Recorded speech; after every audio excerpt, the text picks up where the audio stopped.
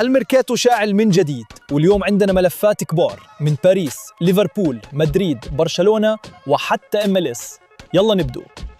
ليفربول دخل يسول على إدواردو كامافينجا، وهناك يبدأ الصداع. كامافينجا باقي لاعب ريال مدريد وعنده عقد طويل، ولكن في وسط مشروع مورينيو جديد ما بقاش مضمون وش غادي ياخد دقائق كافية.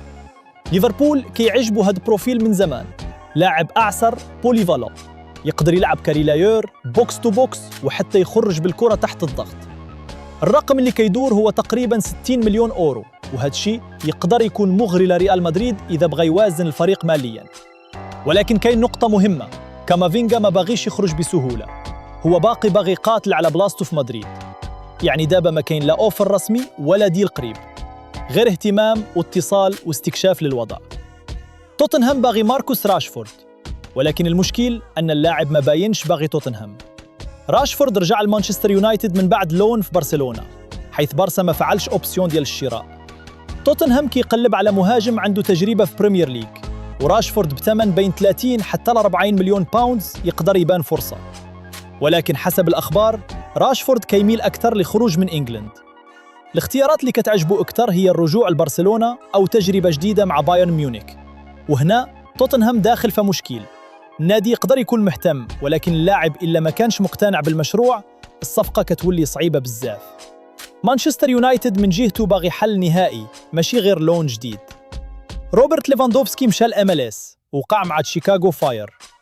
من بعد نهاية المغامرة ديالو مع برشلونة، ليفاندوفسكي اختار أمريكا باش يبدأ تحدي جديد، وهذا الشيء ضربة كبيرة للMLS. الصفقة ماشي غير رياضية، شيكاغو فيها جالية بولونية كبيرة، ووجود لاعب بحال ليفاندوفسكي غادي يعطي الكلوب واحد بوست ضخم في الجماهير، ماركتينج، وحتى داخل الملعب. رغم السن، ليفاندوفسكي باقي سترايكر كيعرف الطريق للمرمى، وعنده اكسبيرينس ديال أعلى مستوى، بايرن، برشلونة، تشامبيونز ليج، وضغط المباريات الكبيرة. والأجمل، MLS ولات كتجمع أسماء كبيرة بزاف، ودابا ممكن نشوفوا قصص جديدة بين ليفاندوفسكي، ميسي، سواريز، وربما نجوم آخرين. قضية يان ديوماندي ولات سخونة بزاف، وPSG قلب الطاولة على ليفربول. ليفربول كان داخل بقوة وكان مستعد يدفع مبلغ كبير بزاف، ولكن آخر الأخبار كتقول أن اللاعب كيميل لPSG وعطى موافقة مبدئية على العقد. ديوماندي عنده بروفيل اللي كيتباع اليوم بأغلى الأثمان، جناح صغير في السن، سريع، قوي في 1 ضد 1، وكيقدر يخلق الخطر بوحده.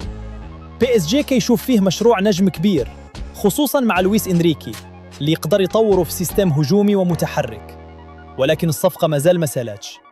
خاص PSG يتفاهم مع RB لايبزيغ، والثمن يقدر يكون قريب من 100 مليون أورو أو أكثر.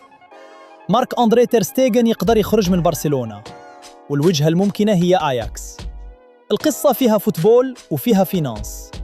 من ناحية فوتبول، تير ستيغن ما بقاش ضامن البلاصة ديالو في بارسا، وآياكس باغي جول كيبر عنده إكسبيريانس باش يبني من اللور. ومن ناحية فينانس، هنا المشكل الكبير، السالاري ديال تير ستيغن ثقيل بزاف، وآياكس ما يقدرش يخلص غير جزء صغير منه. يعني الصفقة ممكن تكون لون، ولكن بارسا خاصو يتحمل جزء كبير من الراتب باش الديل يخرج. اللاعب من جهته منفتح على الفكرة، خصوصاً باش يرجع يلعب باستمرار ويبدأ صفحة جديدة.